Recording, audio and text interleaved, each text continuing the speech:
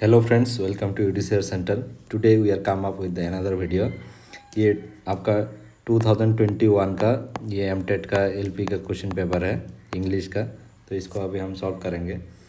तो जो previous video हम लोगों ने दिया था क्वेश्चन सॉल्व का, उसको अच्छे से देखिए, क्योंकि जो क्वेश्चन है बार बार रिपीट हो रहा है। जो मैं एनालिसिस किया हूँ वो एक ही क्वेश्चन घुमा फिरा के कर रहा है। तो क्वेश्चन पेपर को अच्छे से आपको देखना है। मैं आपको एनालिसिस करके बताता हूँ, डिटेल्स में एक्सप्लेन करता हूँ।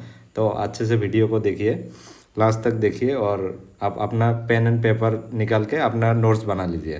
तो चलिए आज का वीडियो शुरू करते हैं। The two language skills we acquired without any formal instruction और एजुकेशन। हमने बताया था जो लैंग्वेज स्किल्स होता है वो 4 लैंग्वेज स्किल होता है। लैंग्वेज स्किल 4 क्या होता है? LSRW, listening, speaking, reading and writing.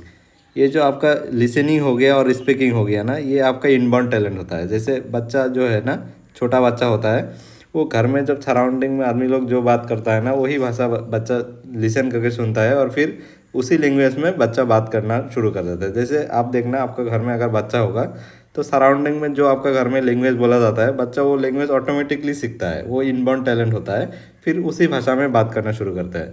तो ये जो लिसनिंग एंड स्पीकिंग है, इसमें फॉर्मल एजुकेशन का ज़रूरत नहीं है। इसमें बच्चा खुद का खुद सीखता है और खुद का खुद वो बोलता है।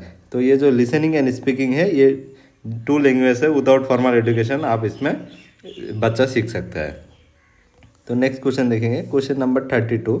Language is learn and develop in a social context for functional purpose and such as teachers need to be. जो लैंग्वेज है वो बच्चा सोशल कॉन्टेक्स्ट में भी डेवलप करता है। जैसे सोसाइटी से भी बच्चा लैंग्वेज लर्न करता है, बहुत सारा चीज़, जैसे सोशल गैदरिंग से भी लर्न करेगा, किसी से भी लर्न करेंगे। तो टीचर को क्या करना चाहिए?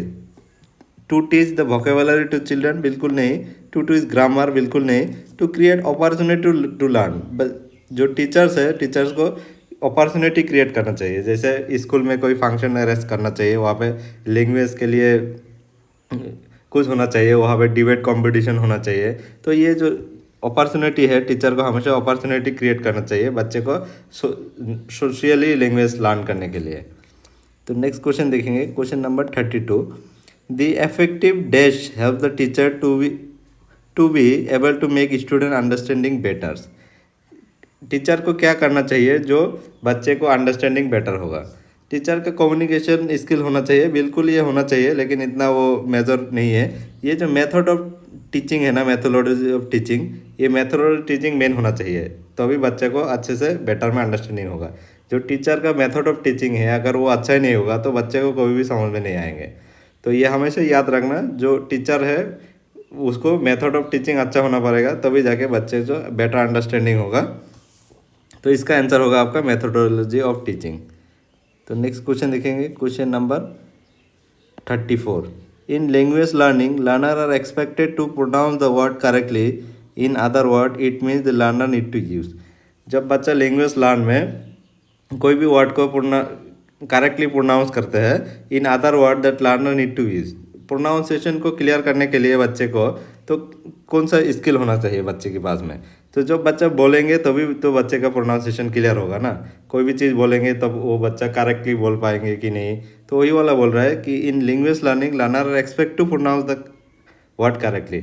बच्चे से एक्सपेक्ट कर रहा है कि जो वर्ड बोलेंगे वो करेक्टली बोलेंगे। तो बच्चे को जो स्पीकिंग स्किल है, वो स्पीकिंग स्किल से बच्चे का प्रोनाउंसिएशन करेक्ट हो रहा है कि नहीं, वो पता कर सकता है। तो नेक्स्ट क्वेश्चन देखेंगे, question number 35। The role play among the children can be promoted by encouraging them to. जो रोल प्ले होता है, बच्चा जो रोल प्ले करता है, जैसे कोई जैक एंड जिल का रोल प्ले करेंगे, कोई भी रोल प्ले करेंगे, उसका इनकरेज करने के लिए बच्चे को क्या करना चाहिए?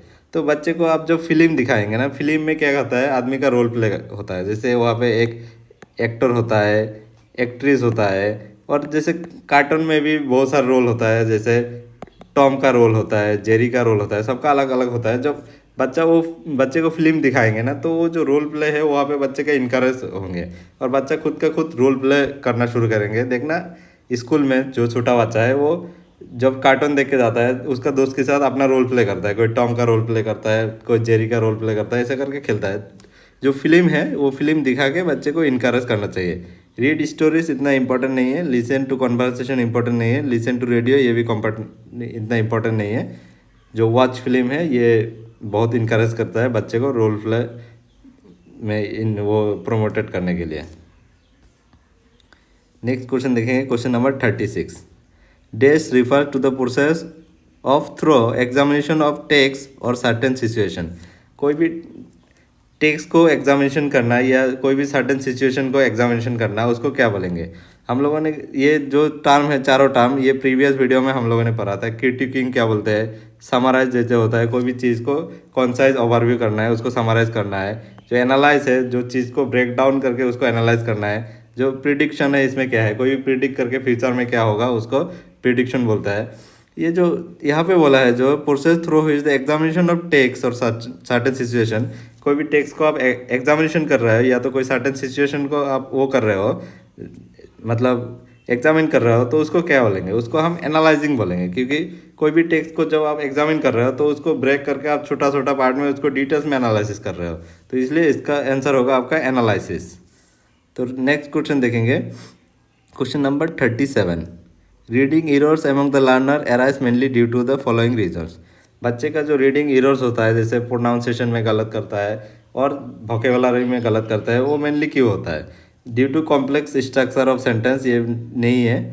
इन्फ्लुएंस ऑफ मदर टंग, जो मदर टंग है ये इन्फ्लुएंस करता है बच्चे का जो रीडिंग है उसमें। जैसे आप देखना, अगर आप कोई भी लैंग्वेज बोलते हैं अपना मदर टंग, जैसे मैं एक एग्जाम्पल लेता हूँ, जो बंगाली आदमी है या तो असमीज आदमी है, वो जो मदर टंग बोलते हैं, वो जब इंग्लिश बोलने जाता है ना, जो उसका वोकैबुलरी होता है, उसका जो प्रोनाउंसिएशन होता है, वो प्रॉपर नहीं होता है।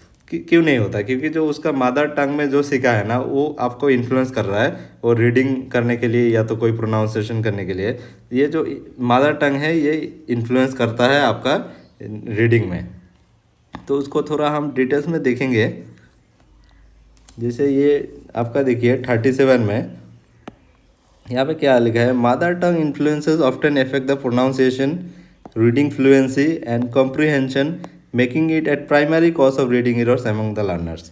जो मदर टंग से ये बच्चे का प्रोनाउंसिएशन में भी इन्फ्लुएंस करता है, रीडिंग फ्लुएंसी में भी करता है, कॉम्प्रिहेंशन में भी करता है, और इसमें cause error among the learners ये मेन कारण है बच्चे का मतलब रीडिंग कॉम्प्रिहेंशन में एरर होने का। तो नेक्स्ट क्वेश्चन देखेंगे, question number 38। To develop the reading habit of a children they must be encourage to. बच्चे में अगर रीडिंग हैबिट डेवलप करना है तो बच्चे को क्या करना है? Reading beyond the text book, मतलब जो क्लास का बुक्स है उसके बाहर में पढ़ाना चाहिए। मतलब क्लास का बुक भी पढ़ाना चाहिए, उसका बाहर में भी इनसाइड और आउटसाइड सबको पढ़ाना चाहिए। जैसे बच्चे को नॉवेल पढ़ने देना चाहिए, न्यूज़पेपर पढ़ने देना चाहिए, तो भी जाके बच्चे का जो रीडिंग हैबिट है वो डेवलप होगा ना।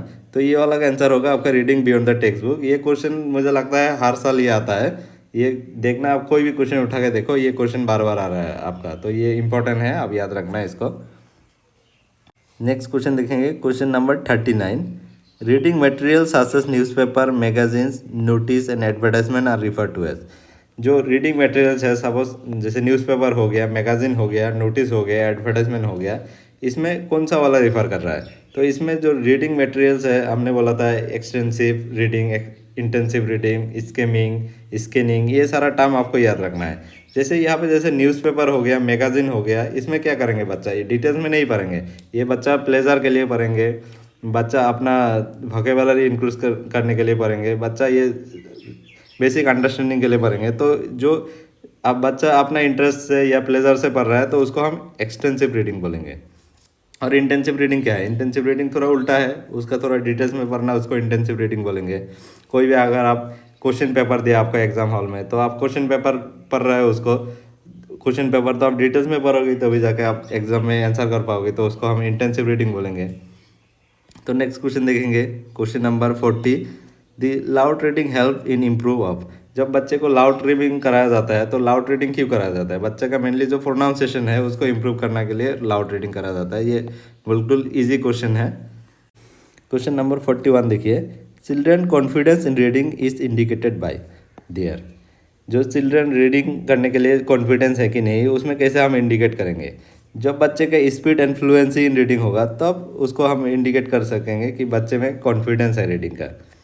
पुरबार प्रोनाउंसिएशन एंड रीडिंग ये कुछ हद तक ठीक है, लेकिन बिल्कुल सही नहीं है। पुरबार मॉड्यूलेशन एंड इनोटेशन इन रीडिंग ये भी कुछ हद तक ठीक है। पुरबार पोस्चर्स एंड गेस्चर्स ये भी ठीक है, लेकिन इसमें जो करेक्ट आंसर है उसका बच्चे का जो इंडिकेशन करेंगे बच्चे को देख के कि बच्चे में कॉन्फिडेंस है कि नहीं, उसमें बच्चे का जो स्पीड एंड फ्लुएंसी है रीडिंग में, उसी से बच्चे को हम इंडिकेट कर पाएंगे कि बच्चे की रीडिंग में कॉन्फिडेंस है। तो यहाँ पे देखिए, speed and fluency in reading which includes the accuracy, speed and expression is a stronger indicator of a children confidence in reading। जब बच्चे में फ्लुएंसी होता है, एक्यूरेसी होता है, स्पीड होता है, एक्सप्रेशन होता है स्ट्रांग, तो उसी से बच्चे का कॉन्फिडेंस है रीडिंग में, हम उसको इंडिकेट कर सकते हैं। देखेंगे 42, it is an important for handwriting to be clear and, बच्चे को जो हैंड राइटिंग होगा वो क्लियर होना चाहिए एंड उसको लेजिबल होना चाहिए। मतलब बच्चे को ऐसा लिखना चाहिए कि सबको अंडरस्टैंडिंग हो, सबको देखने में समझ में आए, उसको लेजिबल बोलते हैं। तो उसमें क्लियर होना चाहिए एंड लेजिबल होना चाहिए। नेक्स्ट क्वेश्चन देखेंगे 43, possibly the two most important thing a writer must consider, one is audience and other is. जब राइटर है कुछ भी लिख रहा है तो उसमें दो चीज़ क्या कंसीडर करेंगे, एक तो ऑडियंस को ऑलवेज कंसीडर करेंगे, ऑडियंस के हिसाब से लिखेंगे, और दूसरा वाला चीज़ क्या कंसीडर करेंगे, जो राइटर का जो पर्पस होगा ना, वो पर्पस को कंसीडर करेंगे कि क्यों लिख रहा है। एक तो ऑडियंस को ऑलवेज कंसीडर करना चाहिए, ऑडियंस को क्या चाहिए वो लिख रहा है, और जो पर्पस क्या है, क्यों लिख रहा है, वो हमेशा दो चीज़ होना चाहिए राइटर के पास जब कुछ लिख रहा है। नेक्स्ट क्वेश्चन देखिए, question number 44, student are to be encourage to write independently even in a lower classes. जब बच्चा छोटा क्लासेस होगा तब भी बच्चे को इंडिपेंडेंटली लिख लेने देना चाहिए। तो यहाँ पे ऑप्शन दिया है, ऑलवेज बिल्कुल देना चाहिए, नेवर ये नहीं होगा, सम टाइम नहीं होगा, नॉन ऑफ द अबव नहीं होगा। जो छोटा बच्चा है उसको भी इंडिपेंडेंटली लिखने देना चाहिए, तभी तो बच्चे में क्रिएटिव स्किल डेवलप होगा और बच्चे खुद का खुद लिखना सीखेंगे। तो हमेशा छोटा क्लास का हो, बड़ा क्लास का हो, उसको इंडिपेंडेंटली लिखना देना चाहिए, तभी जाके उसको क्रिएटिविटी डेवलप होगा। नेक्स्ट क्वेश्चन देखेंगे, question number 45, paragraph and essay writing fosters. जब बच्चा पैराग्राफ एंड एसे राइटिंग होता है उसमें बच्चे में क्या डेवलप होता है, तो उसमें बच्चे में मेनली क्रिएटिविटी डेवलप होता है। कोई भी पैराग्राफ राइटिंग कर रहा है, कोई भी एसे राइटिंग कर रहा है, स्टोरी राइटिंग कर रहा है, तो उसमें बच्चे का क्रिएटिविटी डेवलप होता है। तो नेक्स्ट क्वेश्चन देखेंगे, question number 46, in composition the writer use his are originality and. जब कोई भी कॉम्पोजिशन लिख रहा है उसमें बच्चे में अपना ओरिजिनलिटी यूज़ कर रहा है एंड उसमें क्रिएटिविटी यूज़ कर रहा है, ये इसमें भी क्रिएटिविटी आंसर आएगा। नेक्स्ट क्वेश्चन देखेंगे 47, story writing enhance and develop the power of dash in the children. जब बच्चा स्टोरी राइटिंग कर रहा है तो बच्चे में क्या डेवलप हो रहा है, बच्चे में जो माइंड में इमेजिनेशन पावर है वो इमेजिनेशन पावर डेवलप हो रहा है। कोई भी स्टोरी राइट करने के लिए बच्चे को थिंकिंग करना चाहिए ना, वो क्या लिख रहा है क्या नहीं लिख रहा है, तो उसमें बच्चे का जो माइंड है हमेशा उसमें इमेजिनेशन डेवलप होता है जब बच्चा स्टोरी राइटिंग करता है। क्वेश्चन नंबर 57 देखिए, ये पेडागोजी का क्वेश्चन है, to review a book one must have. जब कोई बुक रिव्यू कर रहा है तो उसमें क्या स्किल्स होना चाहिए, थिंकिंग स्किल होना चाहिए, कुछ हद तक ठीक है लेकिन करेक्ट नहीं है। रीडिंग स्किल होना चाहिए, रीडिंग स्किल से तो रीड कर रहा है लेकिन बुक को रिव्यू नहीं कर रहा है। लेकिन ये जो एनालिटिकल स्किल्स है बच्चे के पास या तो आदमी के पास एनालिटिक स्किल होना चाहिए जब बुक को रिव्यू कर रहा है। बुक को अच्छे से एनालिसिस करना पड़ेगा, उसमें क्या मेरिट है क्या डिमेरिट है, उसमें कौन सा पिक्चर में कमी है क्या नहीं है। तो इसमें जो आदमी है उसको हमेशा एनालिसिस करना चाहिए। बुक को कोई भी चीज़ को एनालिसिस करेंगे तो उसके लिए इसको एनालिटिकल स्किल बोलेंगे, प्रॉब्लम सॉल्विंग स्किल इसमें नहीं आएंगे। तो बुक रिव्यू में हमेशा एनालिटिकल स्किल का ज़रूरत होता है, ये याद रखना। तो नेक्स्ट क्वेश्चन देखेंगे 58, quality of text book of any subject is view upon is standard to provide. कोई भी बुक जो है टेक्स्ट बुक है उसमें हम कैसे उसको जांच करेंगे कि ये क्या स्टैंडर्ड सेट करता है। तो इसमें इन्जॉयमेंट फॉर लर्नर कुछ हद तक ठीक है, ये 100% करेक्ट नहीं है। Proper learning outcome of the learners, जब बच्चे का लर्निंग आउटकम होगा ना वही वाला डिसाइड करता है आपका टेक्स्ट बुक में, मतलब बच्चा कितना सीख रहा है वो बुक से। वही चीज़ जो एक बुक का जो स्टैंडर्ड है, कितना स्टैंडर्ड है वो बुक, अच्छा है ना बुरा है, उसी से डिसाइड होता है कि उसमें लर्निंग आउटकम क्या है, बच्चा क्या सीख रहा है और कितना सीख रहा है वहाँ से। तो वही वाला ये क्वेश्चन है तो याद रखना, quality of text book of any subject view upon is standard provide for the proper learning outcomes of the children. बच्चे में क्या सीख रहा है वो बुक पढ़ के वही वाला मेन क्वालिटी है बुक का कि कौन सा स्टैंडर्ड में वो आता है बुक, उसी से हम डिसाइड करेंगे। नेक्स्ट क्वेश्चन देखेंगे, question number 59। Effective and innovative practice of A teaching is recorded. जब टीचर्स जो कोई भी टीचिंग कर रहा है तो वो टीचिंग इफेक्टिव एंड इनोवेटिव है कि नहीं, उसमें क्या चीज़ में वो रिकॉर्डेड करेंगे। तो ये हमेशा आपका रिफ्लेक्टिव जर्नल में रिकॉर्डेड करेंगे। जैसे बच्चे का भी कुछ जो है वो रिफ्लेक्टिव जर्नल में होता है, टीचर का भी रिफ्लेक्टिव जर्नल होता है। जो टीचर्स का इनोवेटिव प्रैक्टिस हो गया, कोई मेथड ऑफ टीचिंग हो गया, ये सारा चीज़ रिफ्लेक्टिव जर्नल में वो ऐड करेंगे।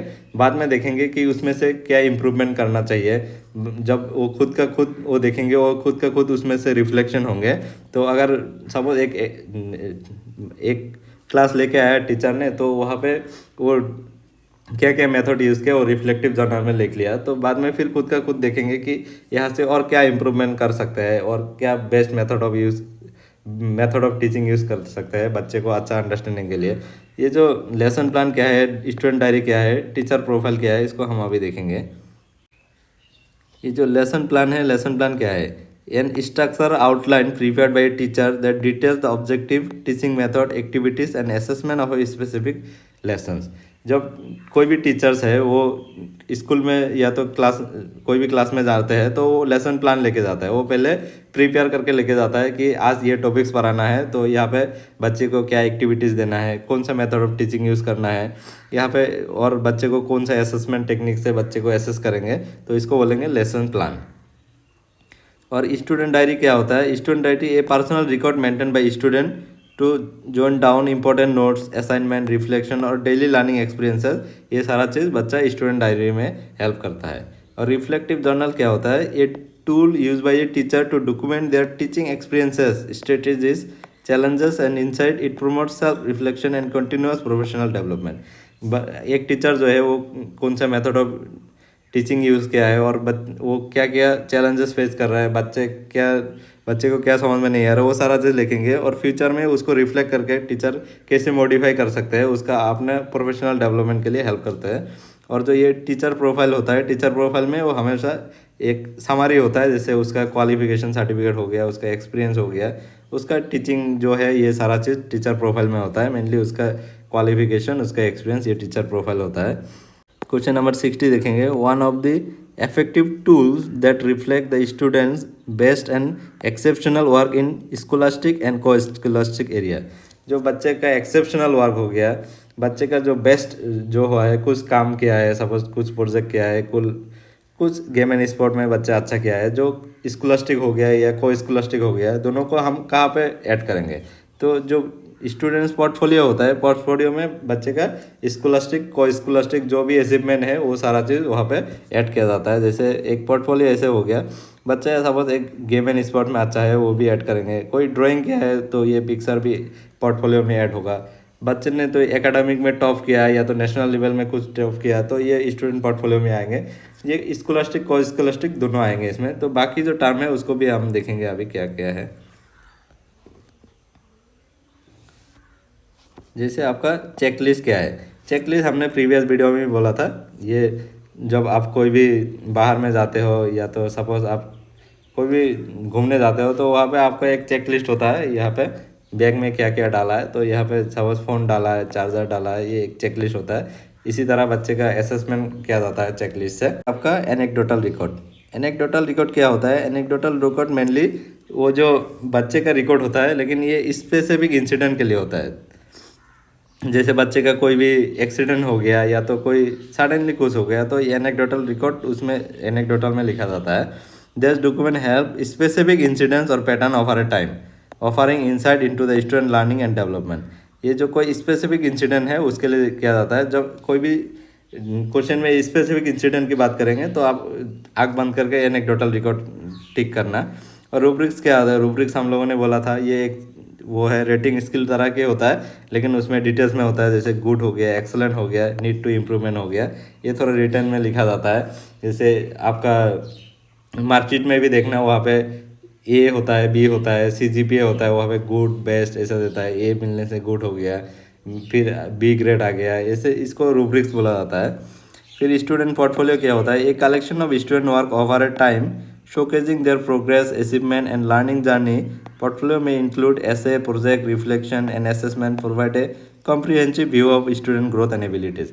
इसमें बच्चे का स्कॉलस्टिक, को स्कॉलस्टिक सारा चीज़ पोर्टफोलियो में ऐड होता है। तो आज का वीडियो बस इतना ही। Thank you for watching this video and do subscribe this channel and share with your friends and see you in the next class.